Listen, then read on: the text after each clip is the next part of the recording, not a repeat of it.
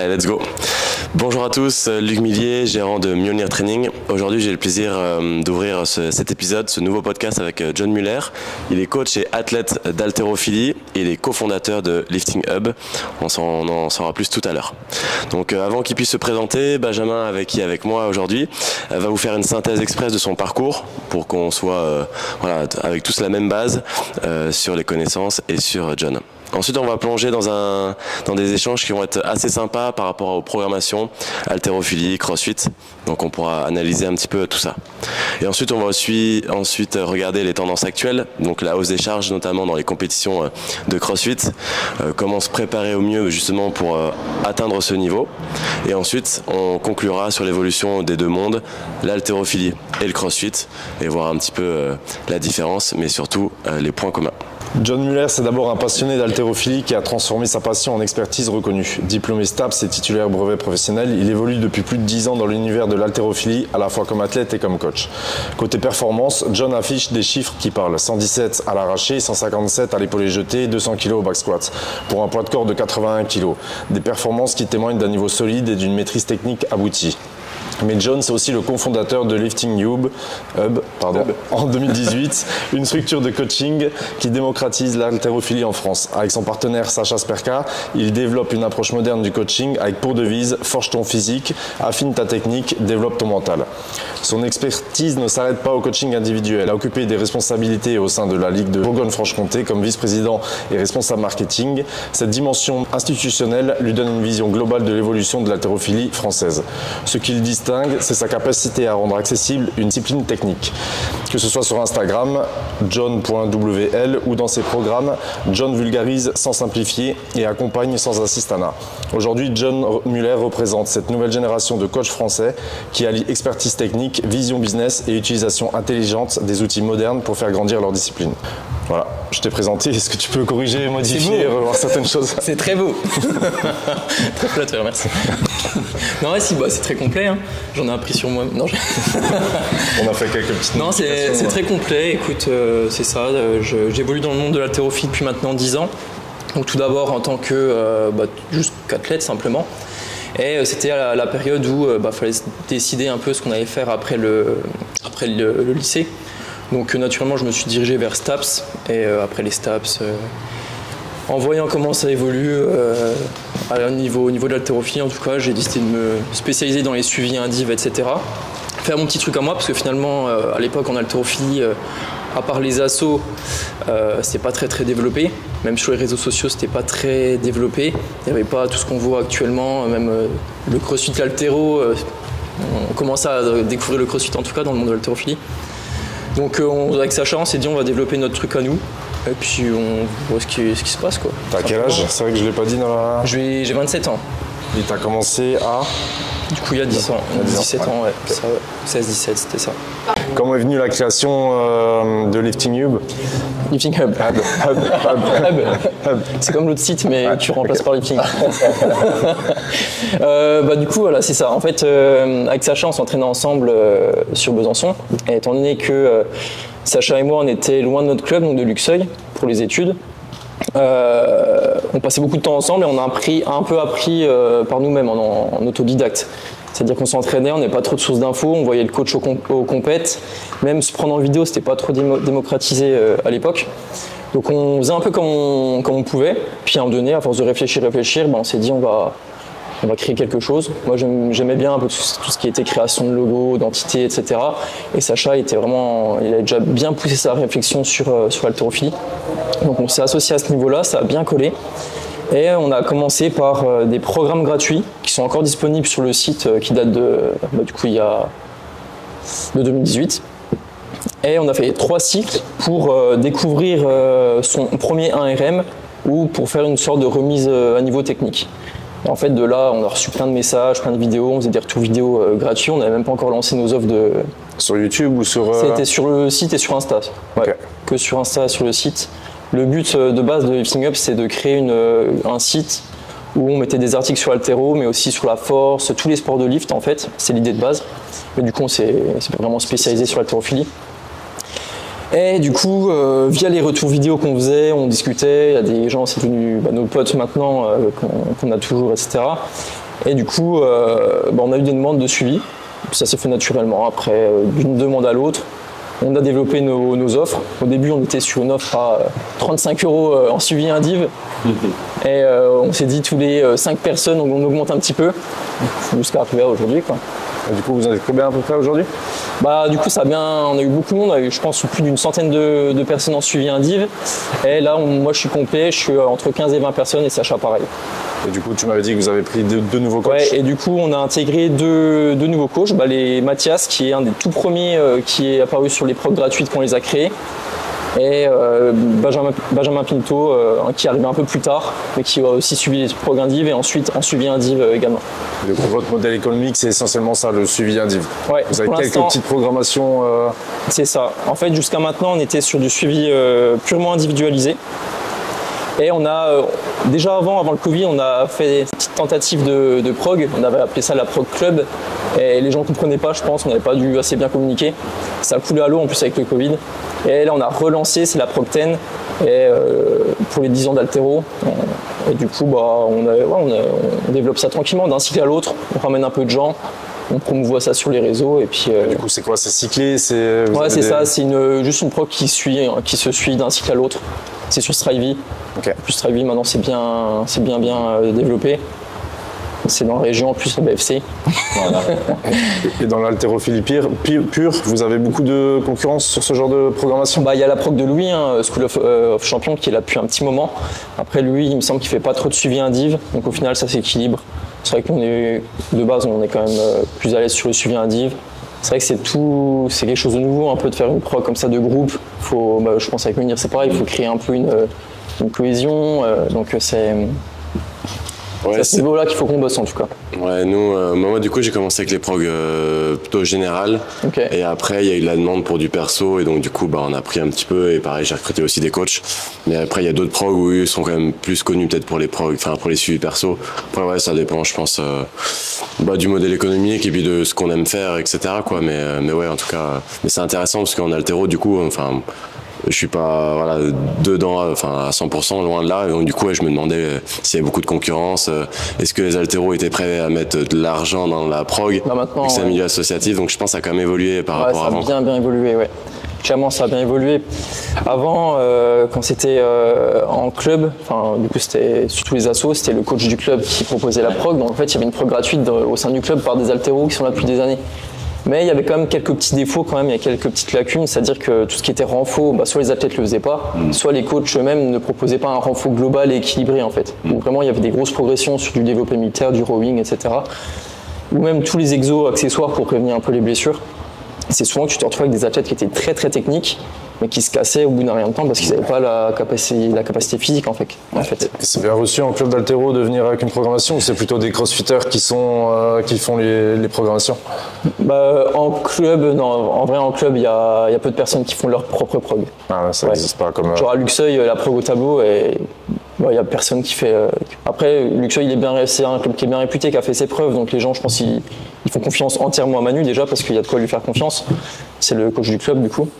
C'est aussi le coach de Sacha et moi quand on a commencé. Et du coup, la question ne se pose même pas, il y a le coach qui est là, il y a la prog du coach, et en fonction des compétitions du club, en fait, tout est cadré sur ça en fait. Donc les gens au final ils payent une licence à 150 balles l'année, ils ont le coaching, ils ont l'accès à la salle et ils ont la prog. Mais il y a certains clubs où il n'y a pas ces coachs-là, c'est des bénévoles, ces gens ils viennent juste ouvrir la salle et du coup c'est un peu plus libre et c'est là que les personnes viennent faire la démarche quoi. Et l'évolution depuis 2018, donc vous étiez à 35 € au début sur un suivi indiv, là vous êtes plutôt sur... Là on est entre 100 et 120, ça dépend des coachs, mais on est sur 100. Ouais, c'est quand même raisonnable, c'est quand même raisonnable. Après pour le coup on fait ça depuis longtemps, on est cadré, on arrive bien à déceler les défauts. C'est assez facile pour nous tout est déjà structuré en fait. C'est pas constamment du travail de... Oui, je vois ce que tu veux dire, mais ouais, c'est vrai que c'est sur une fourchette basse en CrossFit. Oui, c'est bas. Nous sur Mjolnir, on est entre 150 et 200 sur les suivis individuels. Et ouais, moi j'ai déjà fait des suivis individuels il y a quelques années, je me souviens 250 € par mois. Ouais. Alors oui, c'est sûr que peut-être que le prix peut freiner un peu plus, ou en tout cas ça peut être une raison pourquoi. Mais oui, après, on dit souvent, ça dépend le temps que ça va me prendre. Là, ça me prend beaucoup de temps, etc. C'est ça, ouais. Mais après, du coup, tu as ton expérience et ce que tu fais là, peut-être en 1 heure de temps, tu l'aurais fait peut-être en 4 heures il y a 5 ans. Ça. Et donc, du coup, c'est pour ça que le prix, après, voilà. Je pense qu'il faut trouver le bon ratio et pouvoir en vivre. Si tu vois que quand c'était un peu plus cher, tu as moins de monde, voilà. Je me rends pas trop compte. En CrossFit, on a la partie cardio, on a la partie gym, la partie haltéro. Alors du coup, il y a quand même moins de blocs que pur haltéro. Mais je pense que le plus difficile, tu vas me dire, en haltéro, c'est déceler les défauts et donner les bons semi-techniques pour essayer de les corriger. Mais c'est vrai que tu vas pas avoir d'autres modalités comme le cardio et la gym à développer. Donc du coup, tu as un panel, je pense, d'exercices, mais le but, c'est de trouver le bon exercice. C'est ça va être surtout sur enchaîner les cycles de manière cohérente en fonction des compétitions et en fonction des défauts de la personne. Trouver les bons semi-techniques en fonction des défauts, mais aussi nous on s'est beaucoup concentré sur l'aspect renforcement et on est parti du principe où des défauts musculaires ou de renfort allaient influencer énormément la technique. Donc en fait on a aussi ces ratios de force, de développement musculaire qu'on essaie d'analyser au début pour ensuite construire la programmation.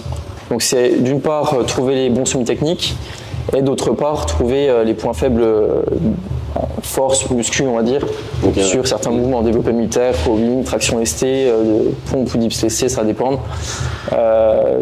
Squat, deadlift, on analyse tout ça, quoi. Et ensuite de ça, on fait le cycle.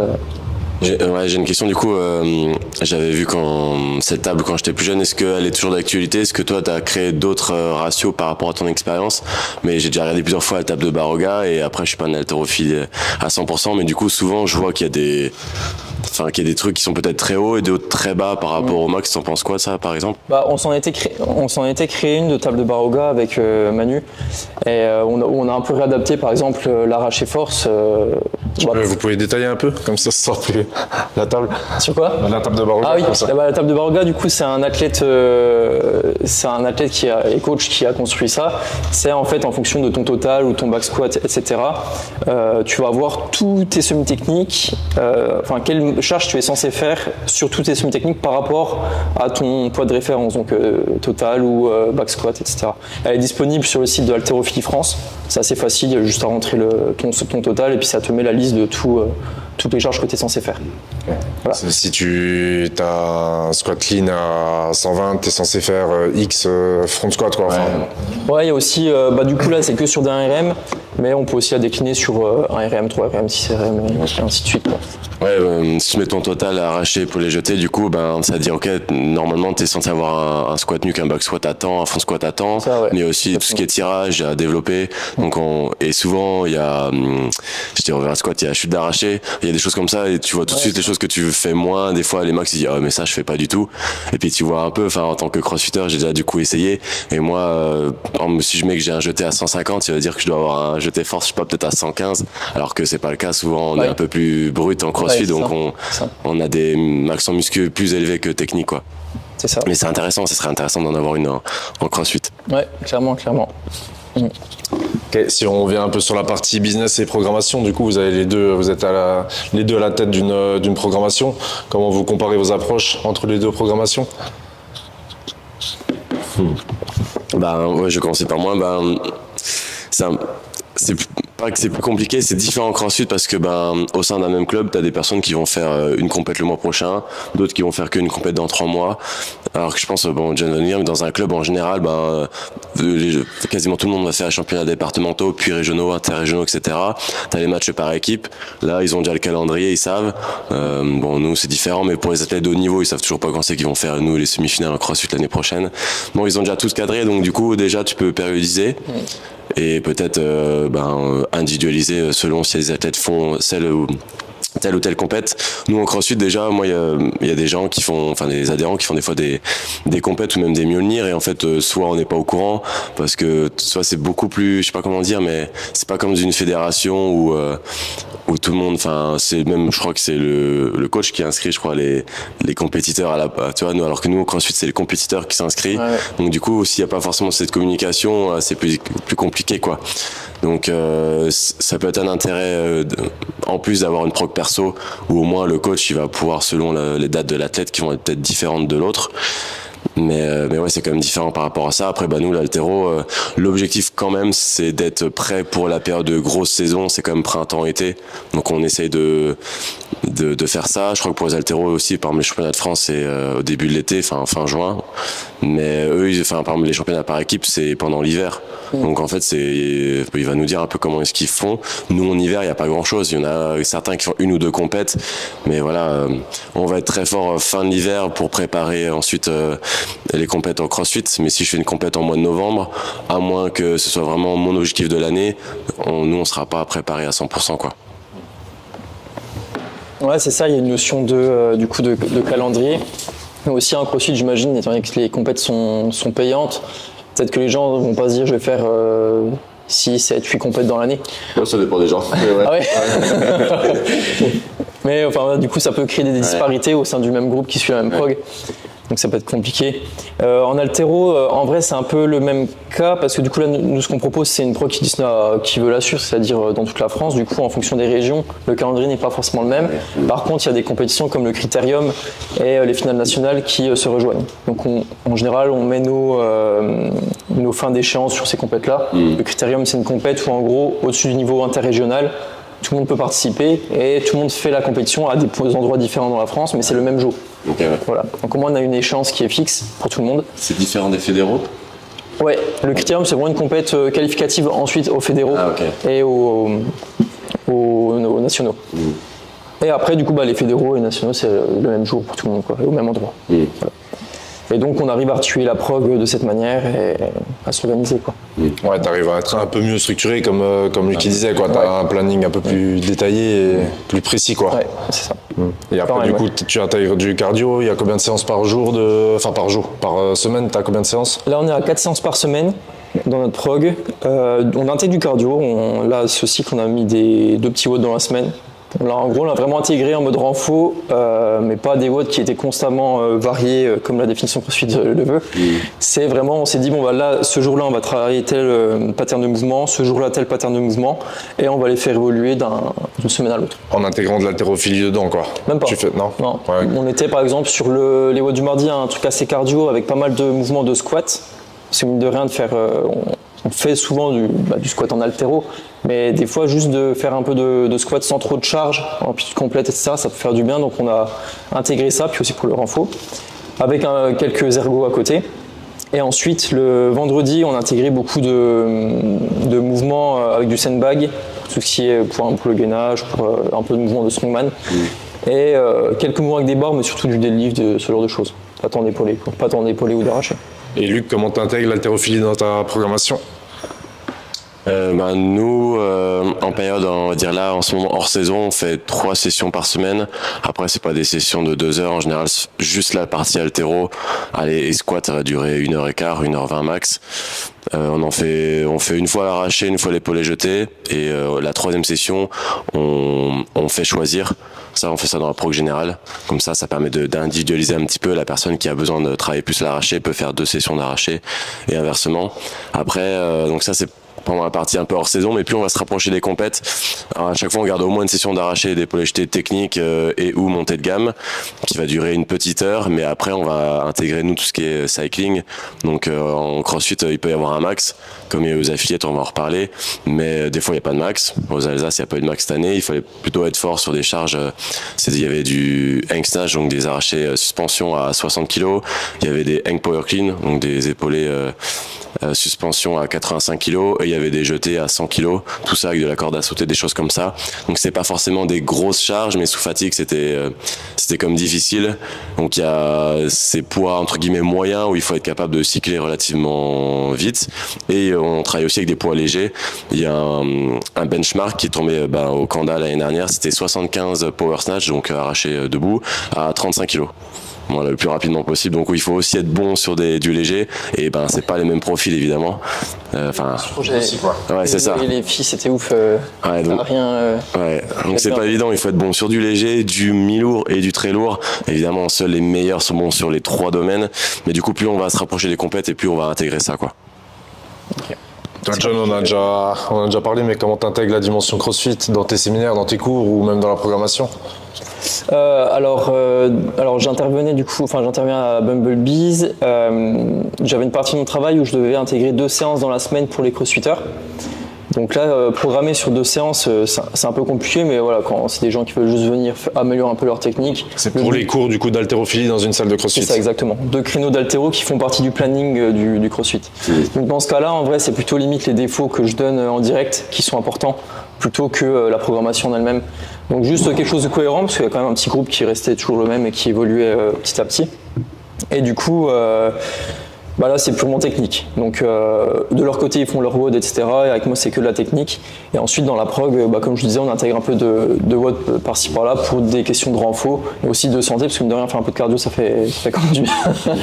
Et ça améliore la caisse, c'est-à-dire qu'on va pouvoir encaisser un peu plus de séances pour la saison à venir et pour les cycles à venir, ça va préparer au prochain cycle. Là, le prochain cycle on va être sûrement sur pas mal de volume encore, mais un peu plus lourd, et ça nous permet d'encaisser les séances et de mieux récupérer entre et ainsi de suite. C'est vrai. Ouais, c'est vrai. Là, je suis quelques haltérophiles français un peu, qui sont très forts, et du coup plutôt connus sur les réseaux. Et ouais, je les vois faire des petits circuits training, des WOD, etc. Alors, est-ce que c'est des choses qu'on faisait pas? Je pense qu'on en faisait pas trop, ou alors c'était moins montré, évidemment, il y a peut-être 30, 40 ans, parce qu'on n'avait pas les caméras, les réseaux sociaux. Mais je trouve ça cool justement de montrer aussi que, le cardio c'est aussi important, 1 pour la santé et 2 pour pouvoir encaisser du volume. Et du coup, ça permet, de montrer que on a tous besoin d'un petit peu, de un peu chaque discipline. Et forcément, les haltéros, plus ils vont se rapprocher de leur échéance et moins ils vont faire de circuit training, etc.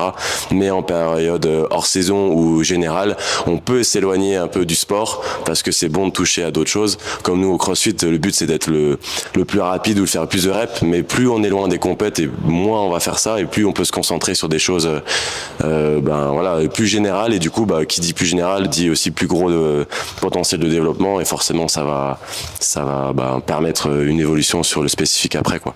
C'est ça, exactement. On a déjà parlé un peu, mais comment vous voyez l'évolution du marché des programmations? Vous avez 2 schémas différents, donc c'est-à-dire que vous n'êtes pas vraiment sur la même clientèle, déjà rien que par l'activité, mais comment vous voyez l'évolution? Je veux dire, global en France sur les prog. En vrai, il y a, en tout cas, je parle sur la partie CrossFit, j'ai l'impression qu'il y a énormément de prog en CrossFit. En haltéro, mine de rien, il n'y en a pas tant que ça. Il y a Louis. Pas le même nombre d'adhérents non plus, je pense. Oui, pour le coup, en effet. Alors, il y a combien de licenciés en haltéro en France, tu sais? Les chiffres, j'en ai aucune idée. Mais de mémoire, peut-être 70 000, c'est possible? Aucune idée. Beaucoup, hein.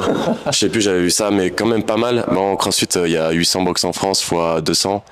2 fois 8, 16, 160 000. Ouais, quand même. Ouais, après, c'est différent. C'est vrai qu'en CrossFit, ça s'est démocratisé plus vite. Et je pense que l'haltéro, ça va aussi se démocratiser. Il y a un peu de retard. C'est sûr que si tu tapes comment faire un bel arraché sur YouTube, il n'y a pas beaucoup de vidéos. Si tu tapes how to snatch, tu auras plein de crossfitters qui ont fait des trucs. Je pense qu'il y a une vraie manque. Et du coup, le CrossFit a un peu comblé ça. Mais bon, le CrossFit, on n'est quand même pas aussi technique. Et il y a certains coachs qui sont très bons évidemment, mais je pense qu'il y a des très bons coachs en France en haltéro qui sont pas connus parce qu'ils s'en foutent de faire. Je pense à Christian de Strasbourg, lui, j'ai jamais vu sur Insta, mais du coup il aurait peut-être à gagner. Après évidemment il fait plein d'autres choses, mais je pense qu'il manque encore du contenu vraiment pur haltéro, et je pense que justement les nouvelles générations qui vont se mettre dans ce créneau-là vont pouvoir toucher un plus large public, et je pense qu'il y a vraiment de quoi faire, quoi. Nous en CrossFit, on a la prog compétiteur, maintenant on avait prog pour les salles, on avait prog aussi pour les enfants.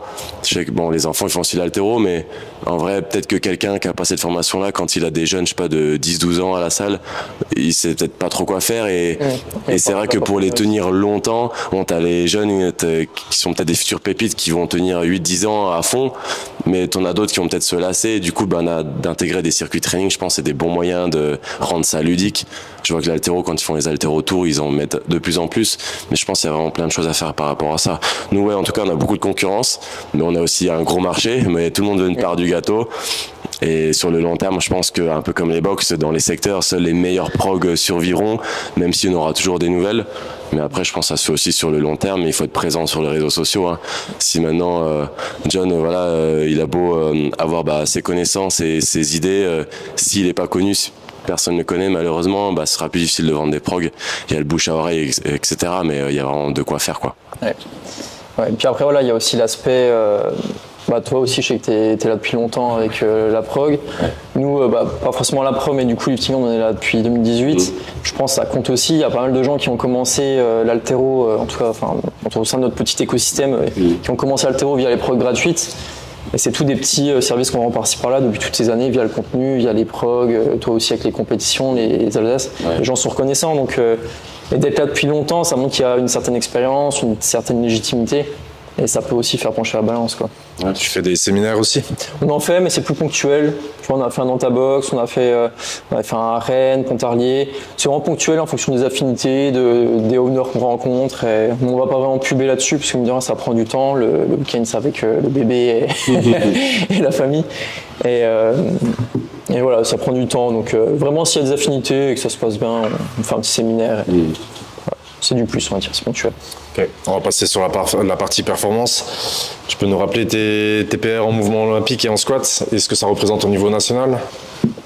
Du coup, à l'arraché, je suis à 117. À l'épaulé, j'étais 157.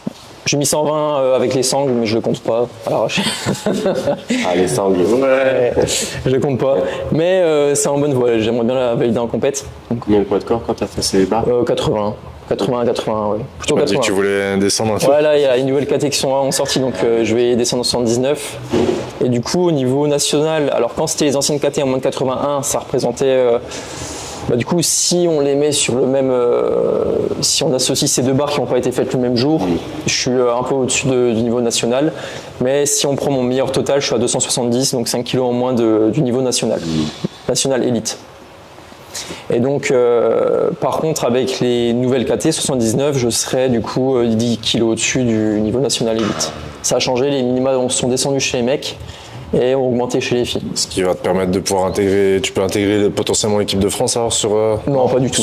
Non, pas du tout. C'est pas encore. Alors, par exemple, en force athlétique, il me semble que les champions de France ont déjà un pied dans la partie Team France. Mais en haltéro, ça ne fonctionne pas comme ça. Il y a vraiment des minima à respecter. Comment dire, National B, non, un truc comme ça. Ouais, ce genre de truc. Il faut avoir les minima Europe ou en tout cas en être proche. Ah ouais. Donc pour les plus jeunes, dès qu'il y a des jeunes qui se rapprochent, ils les prennent sous leur aile et puis pour les développer au maximum et les mettre dans les bonnes conditions. Mais quand tu as des plus anciens, un peu comme nous, même si on s'en rapproche. Ouais, il y a déjà nos preuves avant, quoi. Ouais, il y a déjà la team avant, quoi. C'est ça, on peut en parler un tout petit peu. Peut-être, qu'est-ce qui est fait par la Fédé, parce qu'au CrossFit, il n'y a pas de Fédé. Et donc, finalement, c'est chaque box décide ou pas de faire quelque chose. Mais je sais que la Fédé, du coup, par rapport aux jeunes, il y a quand même pas mal de choses qui sont mises en place, des espèces de camps d'entraînement, des détections, des choses. Ouais. Tu peux nous en parler un petit peu? Ouais. En plus, là, récemment, en tout cas, au sein de la Ligue, je ne sais pas s'ils l'ont étendu sur toute la France, mais ils ont fait une sorte de détection avec même des mouvements de CrossFit, genre marche sur les mains, enfin vraiment un truc très très complet, okay. Où il n'y a pas seulement de l'arraché et de l'épaulé jeté, pour voir un peu à quel point les gamins sont coordonnés, comment ils se débrouillent avec leur corps, est-ce que c'est juste des brutes qui soulèvent lourd ou est-ce qu'ils sont plutôt complets. Et là par exemple, prochainement ils vont organiser une journée à Besançon où ils ont contacté les salles de CrossFit pour dire si vous avez des jeunes potentiels, venez, on fait une séance de détection et on voit ce qui se passe. Quoi. Ouais. Puis ensuite, peut-être qu'ils pourront intégrer le collectif France. Mais là, ils ont vraiment la volonté de vouloir s'associer un peu avec les salles de CrossFit. Parce que, mine de rien, Antoine, qui est juste là, il a commencé avec le CrossFit quand il avait 12 ans. 12 ans. Ouais, 12 ans, et là, il était repéré l'année dernière, fin cette année, quoi. Cette année. Parce c'est sûr que ça représente là. Ah ouais. Ok, ça représente un gros vivier. Moi, quand on s'était affilié à la Fédé et qu'ils étaient venus voir la salle, déjà ils avaient halluciné. Mais quand je leur ai dit combien on avait d'enfants, ils se disent ah ouais et tout. Et en fait, c'est sûr, c'est peut-être plus d'enfants qu'il y a peut-être dans tout l'Alsace peut-être qui est affilié, tu vois, en tout cas qui pourraient faire des compètes. Et ouais, je pense que on le voit au fil des années, il y a des salles de CrossFit qui s'affilient, mais quand même peu. Donc je pense qu'en tout cas pour les haltéros, il y a quelque chose à faire par rapport à ça, quoi. Ou en tout cas à faire des ententes ou à faire des associations.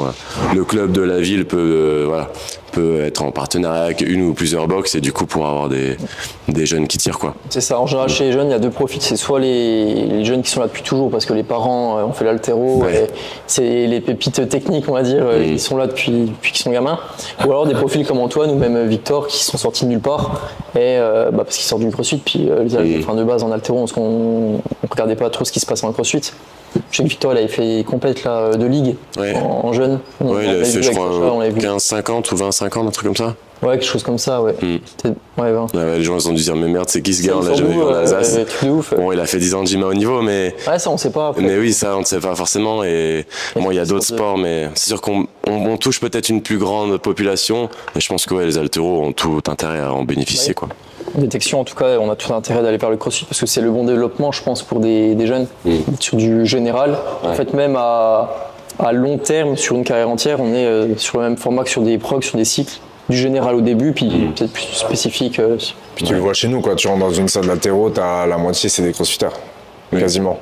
Tu vois, donc je pense quand même en tout cas, quand le crossfit a vraiment commencé à être popularisé en France, ça a développé aussi grandement la partie haltéro qui était pas non plus. Enfin, du coup, ça, c'est un regard extérieur. Je sais pas si t'as une idée.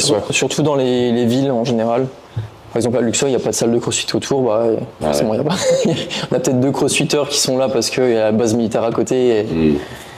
Mais sinon, c'est surtout dans les grandes villes. Les grandes villes ne sont pas forcément les meilleurs clubs d'ailleurs. Il y a beaucoup de très très bons clubs qui sortent des campagnes, on va dire, entre guillemets, comme Luxeuil, comme je pense à les clubs, un peu les clubs d'Alsace, du fond de l'Alsace, du justement, parce que tu penses que c'est des spécialisés, c'est des jeunes qui sont là depuis tout le temps dans le club et. Ouais, ça c'est purement de l'haltéro en fait. Donc on leur apprend l'haltéro, le vrai haltéro, ils font que ça en fait. Donc forcément, à un moment donné, quand tu fais que ça tout le temps, tu progresses quoi.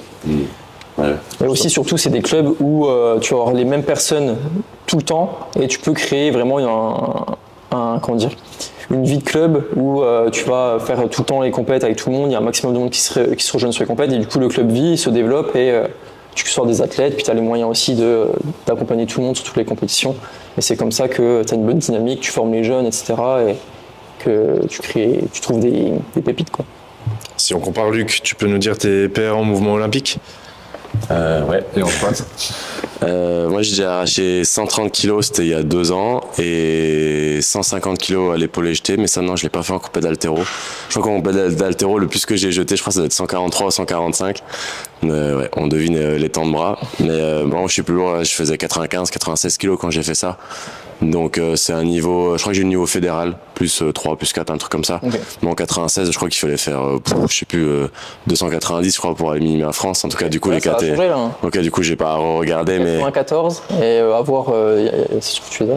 Ouais, donc moi c'est surtout en haltéro, on en a pas reparlé. Bon, pour les personnes qui sont pas forcément que haltéro, mais du coup, les standards sont différents qu'en CrossFit. On n'a pas le droit à presser la barre, et c'est vrai que. Enfin, moi, je suis particulièrement raide et c'est vrai qu'en CrossFit, vu que souvent on n'a pas fait que l'haltéro, on fait d'autres choses et qui parfois nous enraidissent, quoi. Du coup, ça peut être compliqué et c'est différent. C'est pas parce que on a fait un épaulé jeté à telle charge qu'on va arriver à refaire le jour J où il y aura 3 juges qui vont regarder, quoi. Donc voilà. Et après en squat, j'ai déjà fait 225, mais équipé quoi, SBD, quoi. Genouillère SBD, ceinture SBD. Donc voilà, c'est mes perfs. Justement, on va aller sur les performances un peu qu'il y a eu cette année dans des grosses compétitions de CrossFit.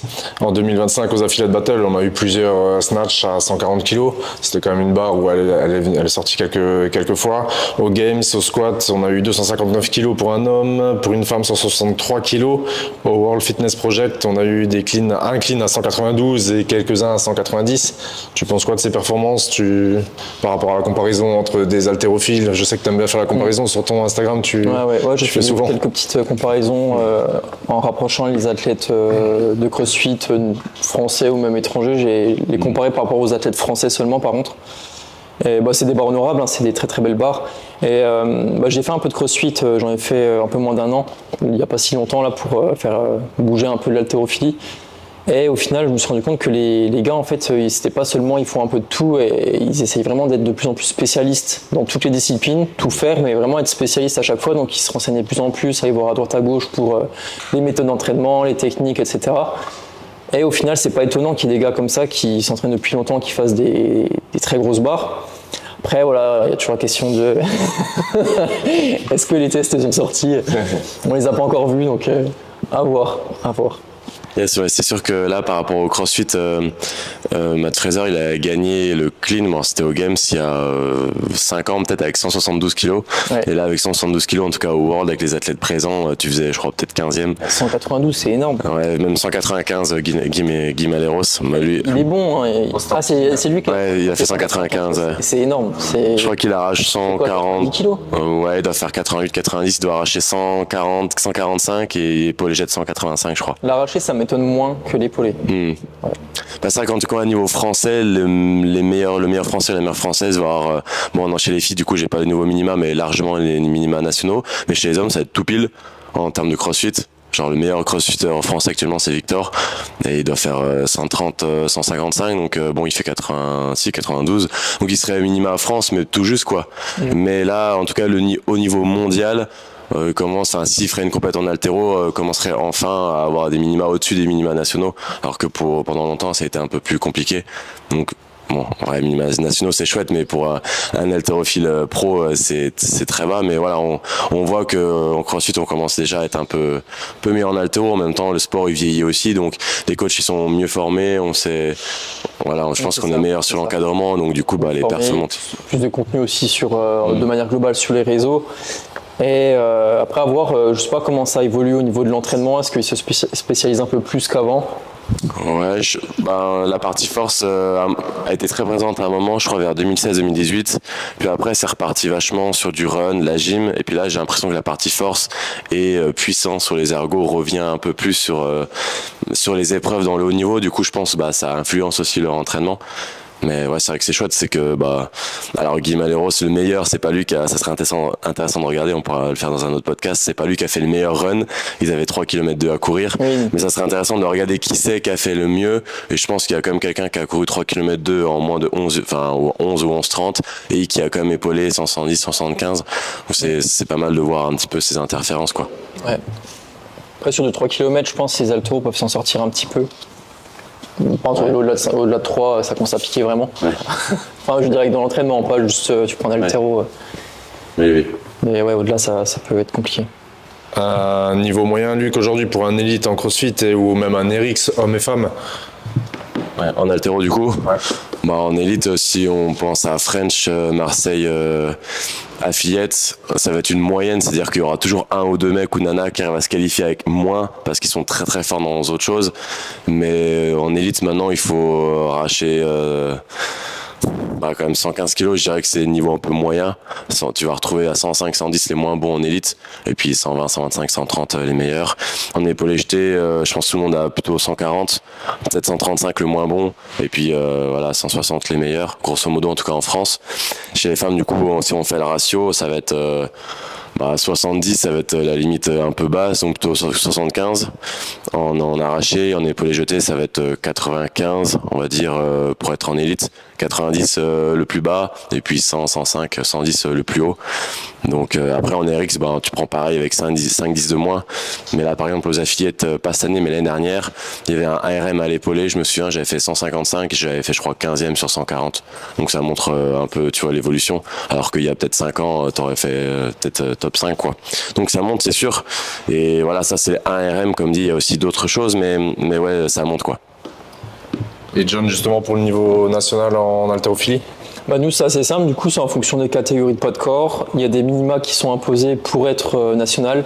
Donc là, du coup, j'ai les minima en tête pour ma part. En moins de 79, c'est 260. Avant, c'était 275 pour les moins de 81. Donc, par exemple, 275, moi, je visais du 120-155. Mais c'est un équilibre qui est en faveur de l'épaulé jeté, parce que je suis un peu meilleur à l'épaulé jeté. Il y a des mecs qui sont qualifiés avec du 125-150, par exemple, en moins de 80. Et du coup, après, faudrait, ouais, tu vas voir un peu. Ouais. Et je trouve facilement. Ouais, t'as l'air bien. Et du coup, c'est vraiment juste une question de minima, de total à effectuer pour juste avoir accès à la compétition en question, en fait. C'est un peu un système d'éliminatoire, c'est-à-dire que tu commences par départementales, les compétitions départementales, régionales, Si tu es assez bon, tu passes à interrégional. Si tu es assez bon, Donc assez bon, fédéral. c'est juste atteindre les poids. Comment ? Assez bon, c'est juste atteindre les poids. C'est-à-dire que même si C'est t'es ça. pas, enfin, il y a plusieurs personnes qui sont sur le podium ça entraîne que sur la compétition, quoi. C'est pas sur. Ouais, c'est ça. C'est-à-dire que si tu as 10 personnes sur le plateau, les 10 se qualifient à l'étape suivante, ils vont à l'étape suivante. Tu en as quoi par exemple ? En 94, je regardais 288 et je crois que c'est 290 pour 96. Ah, donc ça n'a pas trop. pas trop changé. Ah ouais, ah, nous ça abusé pendant, tu vois, Bah là, du coup, 263, ça a rebougé, il me semble, mais ouais, ça doit être ça. Ouais, mais c'est vrai que moi après, je trouvais en tant que crossfitter que les minima, quand même, en tout cas, hommes nationaux étaient quand même assez élevés. Ouais. Et Toi, ça bon, fait 10 après. ans que je fais que ça et Ouais, j'ai c'est dû ça. attendre la descente des KT pour me qualifier. Ouais, c'est ça, donc voilà, après, Yes. il y a- Je vais essayer de me qualifier à 2,75. il y a des choses Pour le dans la vie qui font que, mais c'est vrai que, après, je m'en rends pas trop compte dans les autres sports. Mais ouais, enfin, si tu en fais 10 ans, bien, même si génétiquement t'es pas le meilleur, si t'arrives pas à avoir les minima nationaux, peut-être qu'ils sont un peu élevés quand même, quoi. En tout cas, c'était mon avis. Bah, c'est pour ça que ça a un peu descendu. Bah, du coup, pas pour les 94. Ouais, pas pour les gros, Mais ça j'avoue. s'est un peu équilibré Ouais. par rapport aux filles, parce qu'au final, ils se sont rendus compte que chez les filles, ils avaient Beaucoup, ouais. plein de gonzesses aux France et chez les gars un peu moins, quoi. Il y a des plateaux un peu vides. Donc, puis aussi une question d'orga. Ils réfléchissent aussi à prendre carrément les 15 meilleurs ou les 10 meilleurs de chaque KT. Et ça se passera comme ça, quoi. Ouais, si c'est le cas, c'est dur. C'est-à-dire que tu peux avoir les minima, mais pas quand même aller au championnat, quoi. Ça. Ouais, Du dur. coup, ça peut être cohérent. Mais du coup, pour le coup, là, ce sera vraiment des championnats de France élite. Ouais. Vraiment, c'est les 15 meilleurs, c'est l'élite.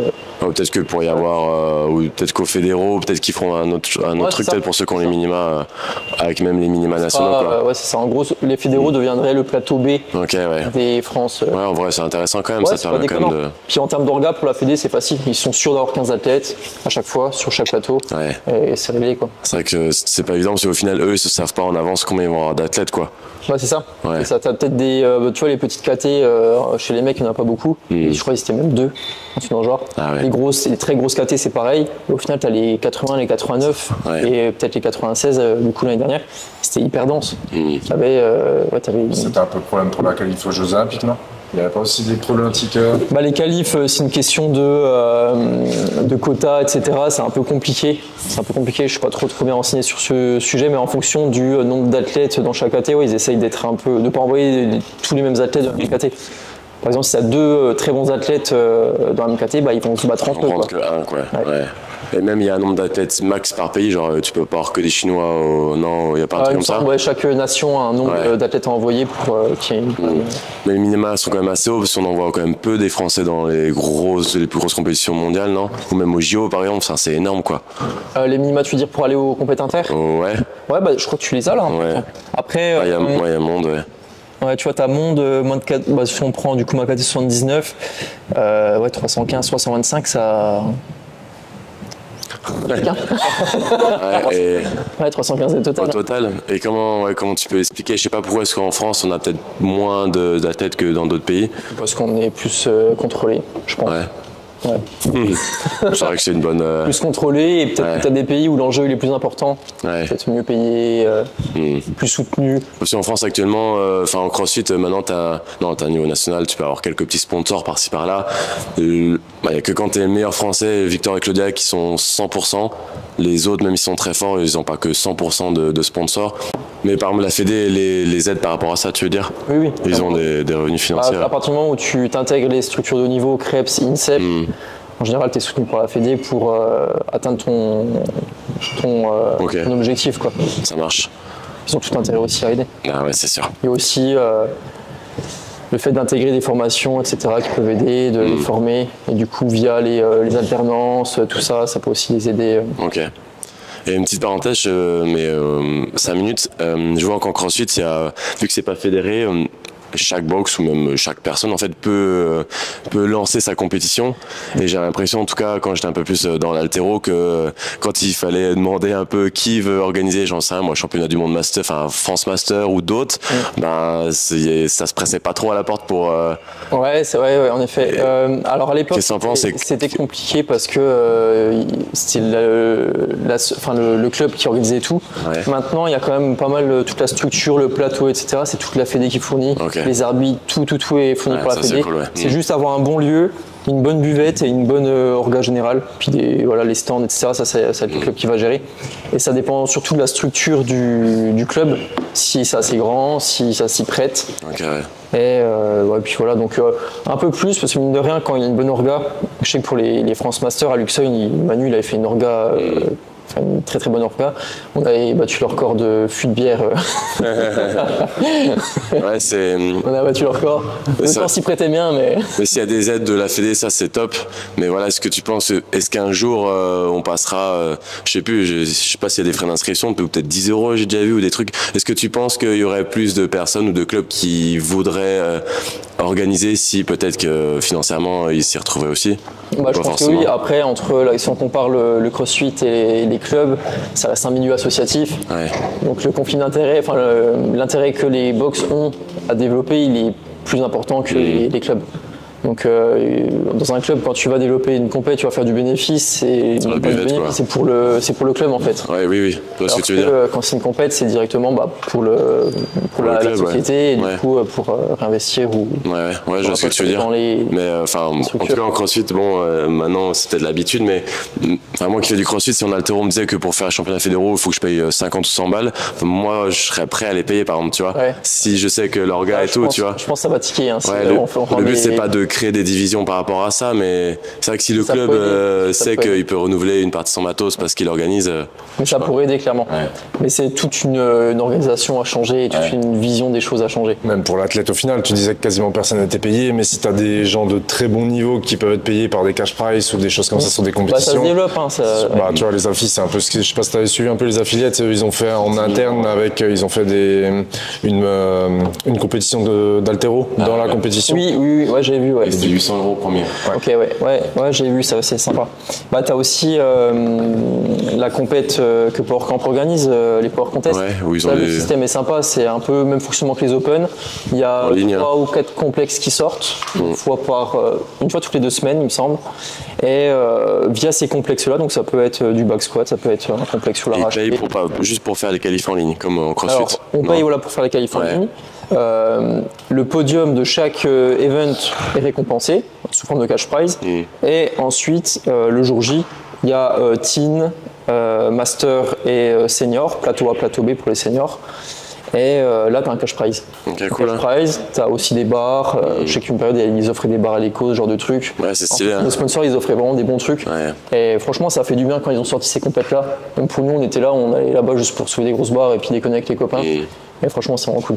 Ouais, c'est sûr que, après voilà, quand t'es à un plus bas niveau, tu t'en fous de gagner une médaille en chance, c'est trop cool. Mais c'est vrai que peut-être pour aider, ou en tout cas pour, j'en sais rien après, c'est pour les athlètes un peu plus haut, que voilà, c'est sûr que s'il y a les athlètes doivent payer, peut-être qu'il y aurait un peu plus d'argent pour la compète. Ouais. C'est clair, de toute façon, c'est pas évident, comme dit, le but c'est pas de créer qu'il y ait des personnes qui puissent pas y aller parce que le prix est trop élevé, etc. Ou même avoir des plus beaux plateaux de compétition sur des plus petites compètes. Par exemple, juste ça pourrait faire la diff. Ouais, carrément. On va passer aux questions flash. Le but, je te pose une question assez simple, tu réponds le plus rapidement possible. J'interviens pas, je dis rien et on déroule. Enchaîne. Ok. Ton conseil express pour franchir un palier en snatch? Sauter très haut. L'erreur numéro 1 que font les crossfitters sur le back squat? Je dirais mauvais appui et mauvaise intensité. Un peu trop de gestion parfois. Une performance haltéro récente qui t'a bluffé? Le 195 à l'épaulé de Valero. Si tu devais coacher du coup là c'est en CrossFit, en haltéro pur? Du coup en haltéro, je dirais l'arraché de mon pote Ben à 162 là au test match récemment. Si tu devais coacher un Games athlète, tu choisis qui? Du coup, sur un Français, ce serait, je pense, Victor ou Claudia. Claudia les coups. Prédiction dans 2 ans, quel sera le niveau standard au snatch en CrossFit? Dans 2 ans, standard pour quel niveau? Standard. Élite. Élite. Faudrait au moins, je sais pas c'est quoi actuellement, mais il faudrait au moins faire du 120 dessus. Tu juges comment le niveau haltérophilie en France? Bon. En vrai, il y a de plus en plus de mecs qui arrachent 120 déjà, donc 100 c'est devenu une formalité. Alors qu'avant, 100, on se disait, ouais, quand j'aurai 100, je serai un homme. Donc il y a de plus en plus de mecs qui arrachent 120, c'est bien. Une collaboration de rêve dans le milieu? À quel niveau? Dans le milieu du fitness. Que ce soit sur les programmations, que ce soit en séminaire, que ce soit... Alors t'as fait dans toutes les salles de... Ouais, c'est ça. Non, en vrai, là, j'ai rien en tête. Source d'inspiration et motivation. Source d'inspi. Non, là, la motivation, c'est surtout développer Lifting Hub. Et puis, au niveau perso, au niveau des perfs, continuer à reprogresser, parce que mine de rien, au bout de 10 ans, je reprogresse. Hein. Défoncez lui, là, entraînement. Ouais. Ce que je disais l'autre coup, c'est qu'au bout de 10 ans, ça dépend, t'as des personnes qui continuent de s'entraîner et même parfois quand tu t'entraînes, mais moi par exemple sur mes max, souvent je dois, au bout de 10 ans ou plus, tu prends pas ton max, pour les pourcentages, des fois ça m'arrive et quand je dois prendre un peu en dessous de mon max, je dis merde, le but c'est si un jour je refais mon 1RM, ça serait déjà super. Après ça dépend des personnes, etc. Mais ouais. Ouais, faut pas être, je pense qu'au bout de 10 ans de pratique, faut pas être pressé sur toujours battre ses max, faut vraiment faire la part des choses, accepter qu'il y a des périodes hautes, des périodes basses et se pencher un peu sur les autres côtés, ou pas juste l'entraînement, faut déjà avoir envie de s'entraîner à un moment donné et parce que juste aller à l'entraînement pour l'entraînement à cette période ça sert plus à rien et explorer un peu ce qu'il y a à côté, la santé, l'aspect mental aussi, la santé mentale.